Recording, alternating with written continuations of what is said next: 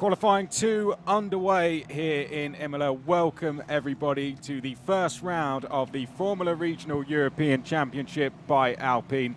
My name is Chris McCarthy. It's an absolute pleasure to be here calling you through the action. Of course, we are here this weekend supporting the Emilia-Romagna Grand Prix, and it's the first of 3 F1 support races we will be doing, and the first of 10 rounds in total. 33 drivers registered to this brand new championship in total. Absolutely fantastic. 30 of them here this weekend.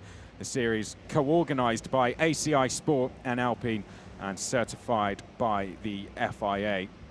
It's been built as the official stepping stone into the FIA F3 Championship. Some may even go straight on to the FIA F2 Championship. Now, if you weren't with us earlier, qualifying 1 took place, and qualifying 1 will set the grid for tomorrow. First of all, let's talk about Yassin Ferrati. He actually brought out the red flags earlier, had a spin at Piratella, which left him down in 29th place. Piratella is the next corner, so this is Tosa. Then we go through what is hardly a corner at 8. Piratella is up at 9, the left-hander. He spun there with just over 2 minutes to go. The red flags came out. When we got going again, it was Gregor Sorsi who took pole position, the Swiss driver, by just under 0.2 of a second. The 21-year-old in his second season now with ART. And Gregor, who was quickest in one of the pre-season tests, went quickest. Here's Zane Maloney. He's from Barbados. Great to have him with us in the championship. There you can see the Bushy Park on the side of his, the Bushy Park Kart Centre on the side of his car. Zane Maloney, whose father owns that circuit. This is number 5 now. This is someone who needs a good session. This Patrick Pasma. Coming into this, Patrick Pasma labelled certainly one of the favourites for this. Why? Just due to the experience that he had. He finished 4th in the Formula Regional European Championship last year, but a very, very disappointing 26. And Patrick Pasma, he was 2nd in the Barcelona pre-season test, and he would have been extremely disappointed with that. Now, we did have a few drivers still getting to grips with these Pirelli tyres, which create a lot of grip. It means you have to carry a lot of speed around this Imola circuit. And we just saw a few drivers finding the edge of the limits. And Patrick Pasma, I'm not too sure exactly what his problem was, but down in 26. Let's see if he can get a better result. This is the second qualifying session. This will set the grid for the race later, which will be at 5:25 local time here in Imola. Live coverage, as ever, will be on the Formula Regional European Championship by Alpine YouTube channel and the Facebook page as well. And thank you to everyone who's been supporting us. We had a lot of you watching in qualifying 1, and on behalf of all the championship organisers, the promoters, the drivers themselves as well, thank you very much for tuning in. Hope you're enjoying the coverage so far. Get yourselves comfortable, because you've got 16 minutes ahead of what is set to be a very, very intense qualifying 2. So qualifying 1, here is the results for you. It was Gregor Sorsi who took pole from Hadrian David, who took that on his very last lap when we went green for 2.5 minutes. Paul Aron was in 3rd place. He'll start tomorrow's session on the 2nd row alongside David Vidales, his teammate. Zane Maloney was 5th. We saw a shot of him earlier. Alex Quinn was 6th. Dino Begnovic was the top rookie. Now, we do have a rookie standings, so that it was a crucial result. Gabriele Mini was in 9th place. A disappointing result for him, the Italian F4 champion, given he was fastest in one of the practice sessions yesterday. Fastest overall, in fact, of practice yesterday. 8th place was split in Begnovic and Mini. That was Isaac Hadjar, who's looked very quick in pre-season testing as well. And Murray Boyer rounded out the top 10. Rookies from 7th down to 10th. Very close overall. A 2nd between the top 14 drivers in total. Gabriel Bortoletto rounding those out. So here we look at Patrick Pasma. As I said, he needs a good result here, does Patrick, the Finnish driver, 21-year-old, who this is a really crucial season for him. I mean, he'll be looking to go into FIA F3 next season. There is no doubt about that. And looking good so far through Sector 2 as he now makes his way down towards Rivazza. Just getting a little bit of a tow there from one of the cars as he makes his way down in towards the first Rivazza. Patrick Pasma into the left now coming into the second left, which will lead him onto the start-finish straight. But as you can see on the bottom of your screen, it's Elias Seppänen who's going purple through the first 2 sectors. Now, the quickest time earlier was a 1:38.1, so at the moment we're not seeing any respectable times. We saw this in the earlier session, so we don't have to concentrate too much on the times just yet. Elias Seppänen, one of the many rookies, is coming into frame now. There he is, the number 58 from Helsinki in Finland. He did the ADAC F4 Championship last year, so one of several drivers who has graduated. There we can see the teams keeping a close eye on what could be a potential weather front coming in. And it looks like we do actually have a few raindrops out on the circuit. So I'm going to retract my comment saying the times we have coming in now are not important, because they could become very crucial. As we've seen from the teams, rain is starting to fall around the circuit in places, and so drivers need to get a move on. There's the number 35, which is Pietro Deli Guanti. Deli Guanti just heading down to Rivazza now. Now, he finished 23rd earlier, the 16-year-old, one of several rookies. 11th in pre-season testing here. He was 12th in the Italian F4 Championship last year. The Italian F4 Championship, a lot of drivers coming up from that. That is the most participated F4 Championship in the world, which was created back in 2014 by ACI Sport, who are the Italian Motorsport Federation. So great to see a lot of drivers coming up from that, including the reigning champion, Gabriele Mini. We come back to Patrick Pasma, second at the moment, but as we can see, he's gone purple through the second sector, now making his way up towards the final corner, and he's just coming up to the line now. 141.1 to beat. This could be crucial. 140.2. Elias Seppänen comes across the line next and immediately beats that. 140.1 for Seppänen. So Seppänen quickest so far. Brad Benavides, the Spanish-American, has just gone to third. The German Nico Gola has gone into fourth place. Belen Garcia has gone into fifth place. Belen Garcia, a little bit of struggles in the first session. She's one of 2 females registered for this championship, which fits with the FIA Women in Motorsport philosophy. And we're looking forward to welcoming Lena Bühler back when she recovers from injury. Here we pick up Deli Guanti once again, making his way down towards Acqua Minerale. And Deli Guanti now just coming back uphill towards Variante Alta. Yet to put a time on the board. David Vidales has gone 8th as he starts a flyer. He's gone purple to the second sector, so 140.1 is currently the time to beat. Great tracking shot there through the Variante Alta. You can see just how much curb they have to take. This is now down to Rivazza, tricky corner, downhill braking zone, so you got to brake a little bit earlier than what you would expect. Use as much of the runoff as you can on the exit, but Hadrien David, the number 10, ahead of him there, the Frenchman who is starting on the front row for tomorrow's race. And I don't know if you just saw, but I certainly saw raindrops there. Raindrops are falling, so this is going to be incredibly tricky for the drivers now as we reach the halfway stage of qualifying. Here, one of the 3 Arden cars. This is number 8, William Alatalo, goes through. Now, William Alatalo was 11th in the first qualifying session earlier. Would have been fairly pleased with that. Not where he would have wanted to be, given the results he was doing in pre-season testing. One of which included a 6th here at Imola, but he's purple through the first sector. For those new viewers, purple means that he's gone quicker than anyone. Green means that he has done his personal best. We still haven't seen times from, well, respectable times yet from the likes of Fluxa or Emilio Pesce, but Alatalo makes his way out of the final corner and up to the line, and he goes quickest. In fact, Alex Quinn has gone quickest, hasn't he? What about Alatalo? He goes quickest now, so got ahead of myself there, but Alatalo going quickest just ahead of his teammate Quinn, so 139.2. We're getting closer to the times we saw earlier. 138.1 was the pole time earlier. We do have to take into account that there is raindrops falling. But it's Alatalo from Quinn, Pasma, Pizzi, Seppänen, Benavides, Gola, Fluxa.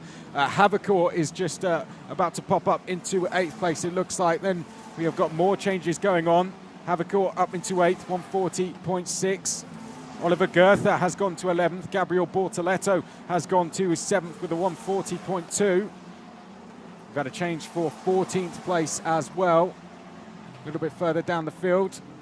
As Gabriele Mini now goes quickest. Now Gabriele Mini, the reigning Italian F4 champion, goes to the top, 139.1. Gregor Sorsi has gone to second place. Alatalo to third, Quinn to fourth. We're watching Zane Maloney head up towards the line now. 139.1 to beat and beats it. 139.034. The driver from Barbados on provisional pole position there, but there's still 9 minutes to go. Nico Gola has gone to 12th place, the rookie. So good performance from the German so far. Here's Alex Quinn. Now, Alex Quinn was briefly quickest, but as he's been circulating on this lap, he's been beaten by 5 drivers. He now comes out of the second Ravazza. He's done a personal best first sector, personal best second sector. Francesco Pizzi goes 5th. Quinn is now down in 7th. Where will this time put him? It puts him to the top. 138.733. The sole Brit at the top of the times, 3/10 clear from the rest. Lorenzo Fluxer is getting very busy out there. Lorenzo Fluxer into the top 10, as is Nicola Marinangeli. That's a great time from the Italian, as David Vidales now goes quickest. Vidales for Prema, now Paul Aron, his teammate, 138.3. Dino Begnovic is a Prema 1-2-3 so far. Andrea Rosso has gone to 8th. We're looking at Gregor Sorsi, the pole sitter from earlier. This qualifying session will set the grid for the race later. A little bit of a lock on the front left. Gregor Sorsi quicker than anyone through the first sector. Personal best through the second. 138.3 to beat of Paul Aron. Up to the line he now comes. What can Gregor Sorsi do? He goes fastest. 138.338. 138.239, sorry. That's just under a 10th quicker than Aron. Very, very close. 2.5 tenths between your top 5. Sorsi, Aron, Mini, Vidales and David. Here's a look at Gregor Sorsi coming through the Variante Outer. Look at that, all 4 wheels over the curb there. Absolutely fantastic stuff. Absolutely nailed that, did the ART driver. Could he take back-to-back pole positions? What a start to the season that would be. You don't score points for pole positions. The top 10 will score points tomorrow. Pretty much the same as how you'll see it in F1. 25 going to the winner, 1 going to 10th place. Here we're picking up Paul Aron. His time has just been beaten by Gregor Sorsi, but can Aron now fight back? Alex Quinn has just gone up to 6th place with a 138.5.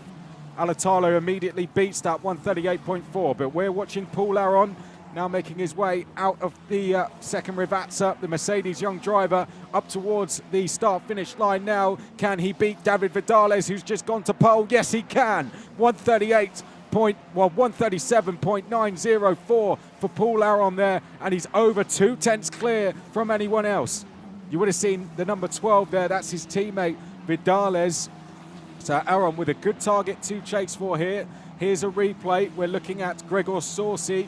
Is this him running wide? Yes, there you can see a little bit of oversteer, so too much speed taken through the first Acqua Minerale section and into T12. It just meant he got a little bit crossed up. This is Alatalo. At one stage, Alatalo was at the top of the times. That's no longer. Hadrian David is where he was in qualifying 1 earlier. He's gone to second, the young French driver. But still, no one can get within 2 tenths of Paul Aron. There you can see another lock-up there. Well, not a lock-up, but Alatalo, you can see absolutely on the limit. Bit of oversteer coming out of Acqua Minerale, and that's lost him a bit of time. So William Alatalo is currently half a second, 0.57 back from Paul Aron. He's on track to be 3 tenths back, which would put him in about 4th place. We've had a change for 8th place. Isaac Hadjar, who is the second of the rookies. Your top rookie is Dino Begnovic in 6th place. Second rookie, Isaac Hadjar, in 8th. They'll be having their own personal little battle. Alex Quinn goes to 5th. His Arden teammate comes up to the line now and goes 7th. 138.461 for William Alatalo. Here is the number 12 of David Vidales. He won here on his debut in Formula Renault Eurocup last year. Can he get pole position? No. Second for the time being, but there's still 5 minutes to go. So 2 drivers have gone sub 138. Dino Begnovic has gone quickest of the rookies in 5th place. Gabriele Mini is up to 7th. Alatalo is 8th. Hadjar 9th. Maloney 10th. Someone is off in the gravel, or has gone through the gravel at least. Here we pick up Mari Boya. He goes through shot. This is Gabriele Mini. Behind him, this is Hadrian David. So David currently in a fight for pole. Oh dear, that's Gabriele Mini off out of the final corner ahead of him. Hadrian David, that might come into his benefit though. He'll pick up a toe across the line and he goes second. 137.958, so half a tenth between your top two. Aren't you loving this? This is absolutely fantastic. Formula Regional European Championship by Alpine. We knew it was going to be close, but how about this for a battle for pole position? Maloney has gone to 10th place. Let's take just a very quick breath while we have a second and look back at a replay of the number 72. That's Belen Garcia. She's taken a trip through the gravel, so that was at the, I think that might have been at the Tamburella chicane. That's where we saw the gravel when we were picking up Paul Aron. But this is absolutely fantastic stuff. Your top 10, Aron, David, Vidales, Saucy, Begnovic, Hajar, Quinn, Mini, Alatalo, Maloney. That's your top 10 so far. There's Gabriele Mini. I think feeling the pressure perhaps a little bit, just finding the limits, but he's got another chance to try and improve on that 8th place. If he can get a top 5 and go ahead of Dino Begnovic, I think he'll be very, very pleased with that. Have to take into account he's a rookie, someone off there at Piratella. We're following the number 22 of Zane Maloney, who's gone a little bit slower through the first sector. What can he do through sector 2? You can see towards the bottom left of your screen the times that he has to beat as Zane Maloney now makes his way. Well, he's on a slower lap, so he's backed off on this lap. Maloney just taking it easy. Bortoleto has gone into 11th, the Brazilian driver doing very well. I mean, considering the times Gabriel Bortoleto was doing in pre-season testing, this is a real big step forward for him. He's found a lot of pace overnight. Nicola Marinangeli we're looking at now. Oh, I mean, that's a little bit too far, isn't it? I mean, there's taking the curve and then there's driving across the grass. And I don't think that would have been too comfortable for Nicola Marinangeli racing on home soil. And he'll do that a few times this season. We come back to Italy for rounds 9 and 10, Mugello and Monza. We finish the season here at Monza, sorry, on the 30th and 31st of October. Back to David Vidales then, currently in 3rd place, less than a tenth between your top 3. There's Nicola Marinangeli. Vidales will be hoping he gets out of the way because he is on a flyer. He's got a personal best through the 1st and 2nd sector. Marinangeli gets out the way. Here's number 12, David Vidales, the Spaniard. Has won races here. Alex Quinn has gone to 4th in the meanwhile. Alatalo's done a personal best in 9th. Lorenzo Flukes has just gone up to 15th as well. But what can the Prema driver do? David Vidales up to the line, 137.9 to beat. Can he do it as he heads up to the line? Yes, 137.860 for David Vidales. And it's a provisional pole position for the Prema driver. It's looking good for them so far. ART took pole earlier, but Prema could make this 1-0 here. They've got a very good chance. They've got Vidales and Aron currently on the front row. Alex Quinn, though, British driver, racing for the British team, Arden Motorsport. What can he do? He was 4th in the Formula Renault Euro Cup last year. Feeling confident ahead of this season is Alex. Just been getting used to these Pirelli tyres, which produce a lot more grip than what he was used to in the Formula Renault Euro Cup last year. Back uphill he goes, up towards Variante Alta. Beganovic has gone 6th in the meanwhile. Hajar is 7th. Brilliant battle between the two rookies there. They're split by just 0.02 of a second. Maloney, a personal best to keep himself within the top 10. Quinn is within 1/10 of David Vidales. So far, we've got less than a tenth between the top 3. Imagine if it was less than a tenth between the top 4. Absolutely insane. It wouldn't be a surprise, though, given how close it's been in testing and in practice, and indeed earlier as well. Right, Quinn up to the line. What can he do? 137.8 to beat. Alex Quinn heads to the line now. Can he do it up to the line? Alex Quinn, no. Doesn't go any quicker. 138.113, so stays 4th and starts his final lap. Here is the number 9 now of Alexandra Bardignon we're looking at. Bardignon just looking down the order, currently in 28th place, but in the background, the 3rd car in this queue is Hadrin David. The 3rd car now in the queue is Gregor Saucy, who is on a flyer, was quicker than anyone through the 1st sector. I fear he might be getting delayed in the 2nd, and indeed he runs wide. Checkered flag is out. Aron has taken it already. He'll be no higher than 2nd. Beganovic has come into the pits. He'll be no higher than 6th place. Havicourt 14th. Bortoleto 11th. Oliver Goethe, improvement from the rookie right at the end. He goes up to 17th place. And Gregor Saucy up to the line now. Can he improve? He's got a 137.8 to beat. What can he do up to the line? No, it looks like he was a little bit delayed there by Deli Guanti on that final lap, but fifth it will be for him. Mari Boyer jumps up to 11th place. Prema are celebrating already. They feel that they've got this one in the bag, and so they should. I mean, Alex Quinn, I think, is probably the only one that can beat them now. There's David Vidales, who looks like he's taken pole position, and indeed, that looks like it's confirmed. So David Vidales then, the Spaniard, quickest in qualifying 2, and he will start Later's race from pole position, and that race will be at 5:25 local time here in Imola. Make sure you are with us. What a fight that was for pole position. And Alex Quinn, right at the end, has just gone up to 3rd place. So Alex Quinn snatches 3rd right at the death there. Brilliant time from the Brit. But that looks like it's indeed everyone across the line or in the pits. So Alex Quinn makes it less than 1/10 of a second between your top 4. That's going to be some battle later, isn't it? David Vidales, pole position. Well done to him. He qualified 4th earlier, and a fantastic start to the season for the Spaniard. Aaron in 2nd place, so it's an all-Prema front row.